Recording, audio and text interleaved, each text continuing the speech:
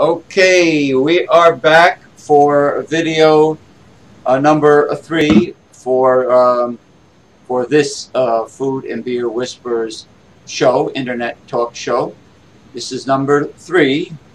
The first one I did on food actually it was James's Nano Garden that you will see, and I will give you updates on my Nano Garden. And number 2 was the strawberry blonde with ginger ale, not ginger ale, but ale,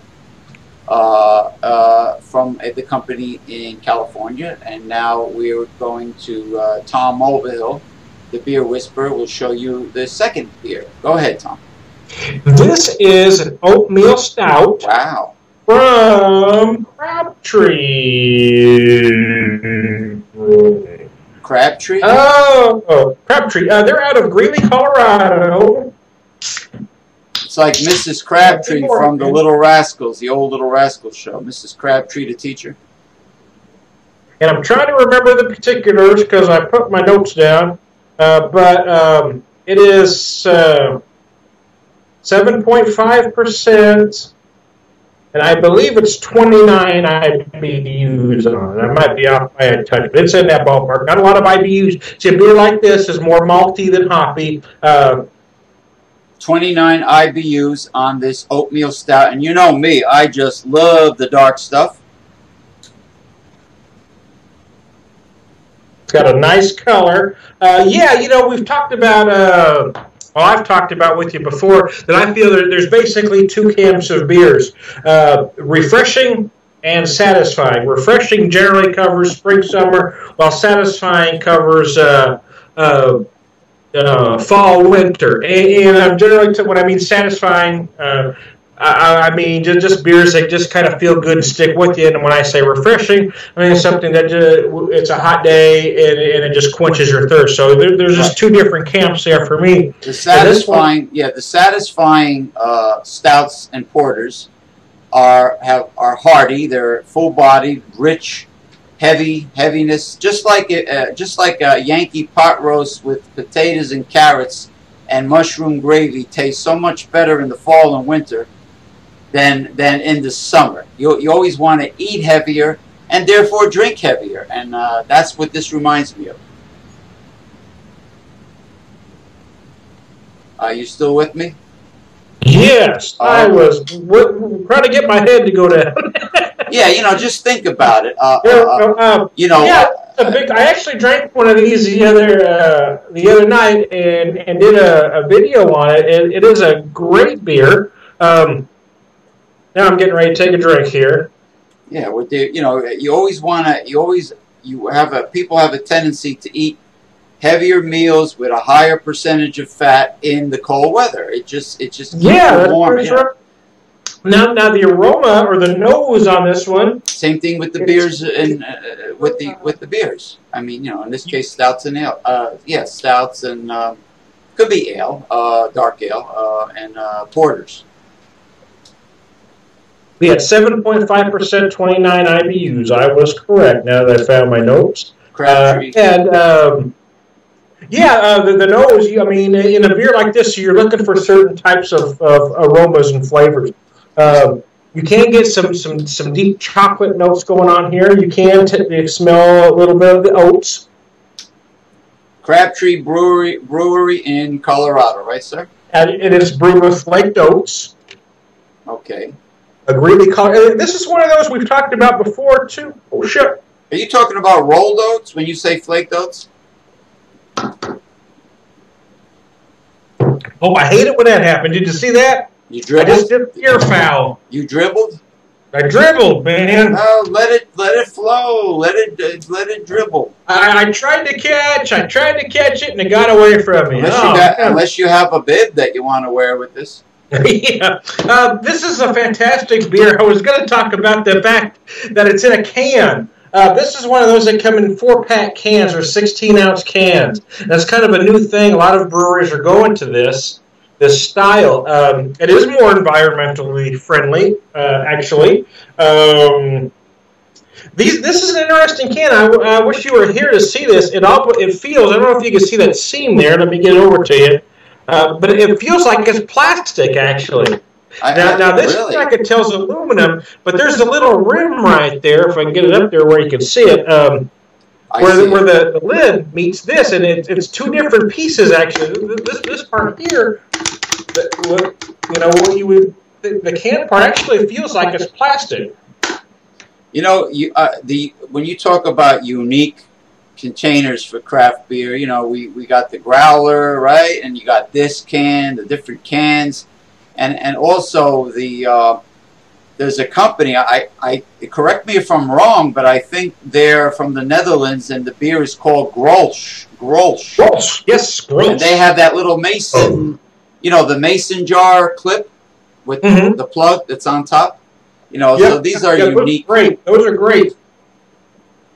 I don't have a Grolsch, but I've got some similar. Hold on, I'll be right back.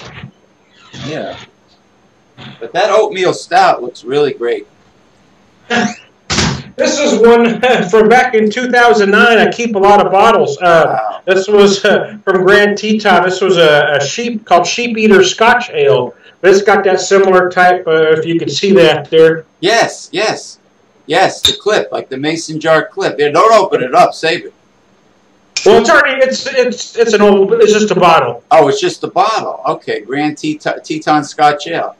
Yeah, I keep bottles. Is that from is that a California brewery? I don't keep every bottle, but I keep certain bottles to remind me of everything I've drank before. Yeah, this is from Grand Teton. That one was from Grand Teton out of Idaho. Oh, Idaho. Okay. Yeah, decorative bottles. Decorative bottles. Yes, yeah. Similar to I guess the same objective that Mr. John Starodumsky has when he collects very unique beer glasses, has an outstanding collection, and he at one time had a huge bottle collection. But anyway, that is a very nice, rich, thick, full-bodied, hearty brew. Oatmeal. Yeah, I think I like this one. I actually I posted a picture of this on a Facebook beer group, Honest Craft Beer Reviews, and John Starodumsky, which you mentioned, commented on how good it looked. This is one I'd like to get to him too, because I think he'd like a beer like this. It's big, it's rich, it's full-bodied, has a lot of complexity, as they say. Yeah, I'm still scratching my head about the fact that stouts and porters are different, even though they look the same. But they are, and I'm going to take that a step further. Even though this says stout, oatmeal stout, you can't compare this to a Guinness because they're two different types of stout. Oh, okay. Okay. Yeah, of course. Well, yeah, one is barley. One is barley, and are hops used in Guinness also? Yes. Oh, yeah. Yeah. Barley hops, and this one is what, oatmeal and hops? Well, no, actually, there is. It does have malted barley as well, but it also contains oatmeal. In fact, even a beer like this that says oatmeal will contain more barley malt than oatmeal. But it is that extra addition why they add the name the oatmeal. Well, you know what's I have an idea. You know what might be a new frontier for craft breweries is to take one by one to try to use malted grains that haven't been used before, because the family of grains is pretty diverse and wide, similar to beans. I mean, there are many different grains. You know, I mean, to try to sprout them and roast them, you know, I mean, God, there's Africa has teff and kamut, and there's millet, and there's, you know, the list goes on and on. Sorghum, and there's Indian millet, yellow millet, you know, rye. I mean, it goes on and on and on, all the different grains that are out there. So, I mean, I wonder if they can all be sprouted and malted and roasted, you know, and utilized in future craft beers and ales. Yeah. And stouts. Yeah, you know, every once in a while you'll find a beer within a style that just, you know, kind of blows you away. And this is one of those for me. I mean, I've drank several oatmeal stouts. Very few are quite this big. And this is just one of the very best in the category. It just has so like I said, so much complexity, a lot of flavors going on, but it's got this amazing finish. Hold on, let me take a drink. I'm going to tell you more about it. Oh yeah, enjoy, by all means. It's got God, it's just so beautiful. It's got this finish. Sometimes I refer to beers. Have a lazy finish. It means it just kind of lays there, but this one just grabs you and ends very crisp and clean, and I love that. It's got just a slight dry finish, and is personally, for me, that's a sign of a great beer when it does that. When they finish lazy, that usually means they've added additional sugars to get their alcohol content up. Sometimes brewers will add brown sugars or different things. That'll cause that beer to finish lazy. This one just got an incredible finish on it. I just love. Wow, similar to when I add sugars to revive or make my sourdough starter. You add extra sugar so the yeast will convert. The more the yeast converts the one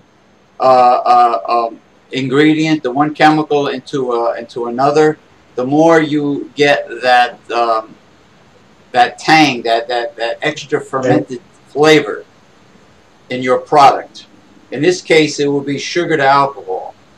Oh, okay. You know, whereas in yogurt, I believe it's sugar to milk sugar to lactic acid. Yogurts and kefirs and things of that nature. You know, so if you want to kick up your fermented product. Well, I'm sure it's going to. Here's our problem. A notch or more than one notch. You want to add more sugar to the recipe. Okay.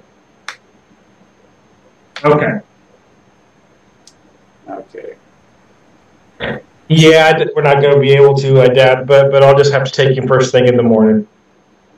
Okay. Gosh darn. Well, we took him to a different lab today, so maybe they just didn't do it right. But anyway, okay, all right. Shoot. Does it? Okay. All right, I'll just take him in very first thing in the morning. Okay, no problem. No problem. Thanks. Goodbye. Okay, hey, sorry about that, James, but that was the clinic about Seamus. He had to have some labs drawn today, and there was a mistake made, so I have to take you back to get his labs done in the morning. You gotta be kidding. I apologize for taking no. Way there. I just had you mean to tell me the lab made a mistake and Seamus has to give more blood tomorrow? Well, yes. They won't say they made a mistake. My clinic just said that see, I'd have to have a lab here, and then they send the results there to St. Louis. But if they don't do it right, it clocks, and they can't get a reading. So anyway, yeah, somebody made a mistake, and he has to have it done again. So Seamus is going to feel like a pincushion this week. Yeah, pretty much, yeah. Which means Seamus has to fast again? No, he doesn't have to fast. We do it first thing in the morning, but... Yeah, well, I mean, yeah, but when you get a blood test, you're not supposed to eat after like 9 p.m. You're supposed to not eat anything like after 9 p.m., something of that nature. Poor kid, man. You know, I hate it when these labs do that. I wonder if they do it because they really are making these mistakes, or I wonder if they purposely tell people to come in again so they could bill the insurance company again. Yeah, I don't know. I'm gonna say it's an honest mistake, but it's very frustrating. Sure, it's frustrating. I don't trust anybody in business in this wicked capitalist society. I wouldn't put it past them for committing fraud. I mean, they rip off the Medicare all the time. The American healthcare system is always Medicare is terribly ripped off. In the millions or maybe even billions. Anyway, back to the oatmeal stout. It's good, and I'm right near the end, and we'll get on to the next beer. But this is great beer. Crabtree Brewing out of Greeley, Colorado. This was my first experience with this brewery, and I really like it a lot. And again, I wasn't a fan of craft beer in cans when it first started happening, but I'm becoming a believer. For a couple reasons. One, this is more environmentally friendly. It just is. And two, I enjoy having a full pint. Even though if you're talking about ounces, if I buy a 6-pack, I have 72. If I buy this, I have 64. So I've got 8 ounces less. I'm okay with that, actually, because I like drinking a pint at a time. I'm not a guy that drinks a 6-pack all at once, generally. Usually the most beer I drink is when I do your shows. but generally, I just drink 1 or 2 a night. So this is nice because I like pouring a full pint at home. All right. Well, it looks like you're really enjoying the first 2 craft beers that we have seen. You really for you to drink it with such relish. I mean, you know.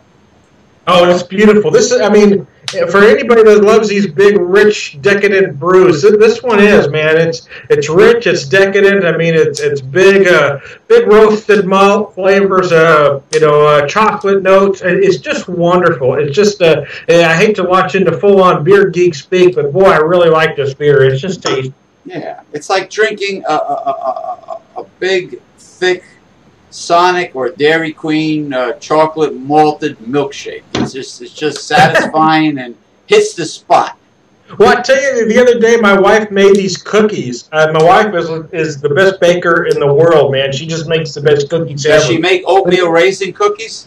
Well, yeah, this one is what was called a cowboy cookie, a recipe from a friend gave her, and it had oatmeal, chocolate chips, and coconut. It was very interesting. I love coconut. And anyway, I took a picture because I paired it with an oatmeal stout. I had a cookie in my oatmeal stout. I took a picture of the plate of cookies in my oatmeal stout. Wow. So, and it works because this is basically dessert beer. I love homemade corn and or blueberry muffins, or I love banana bread, spice cake. I love of course anything that resembles flan, and I like big cookies, crunchy ones, not chewy. I like the big oatmeal raisin, and you know what? I bet your wife can make. I bet your wife can make homemade key lime pie. It's really a very simple recipe. Oh, yeah. Actually, we had one the other day. Yeah, she makes a mean key lime pie. Condensed I'm actually milk. A chewy cookie guy, though. I like my cookies chewy. Okay, that's good. I like key lime pie. There's condensed milk, the sweetener. Well, you really don't need sweetener because condensed milk is already very sweet. And a bottle of key lime juice, which you can buy in a supermarket. And I think you can use either a graham cracker, well, if you want, the pie crust. It could be graham cracker base, like I guess similar to a cheesecake, or you can use regular pie crust. And basically, that's really it. I mean, I don't like super sweet desserts. So I think the condensed milk will be quite enough. And then I believe eggs. Eggs might be part of that recipe for key lime pie. All right. Anyway, the oatmeal stout. So I'm ready when you are. Okay, we will stop this video because, heaven forbid we should put all the videos into one big one, since humans have a very short attention span, like a child. But, all right, we're going to stop this video.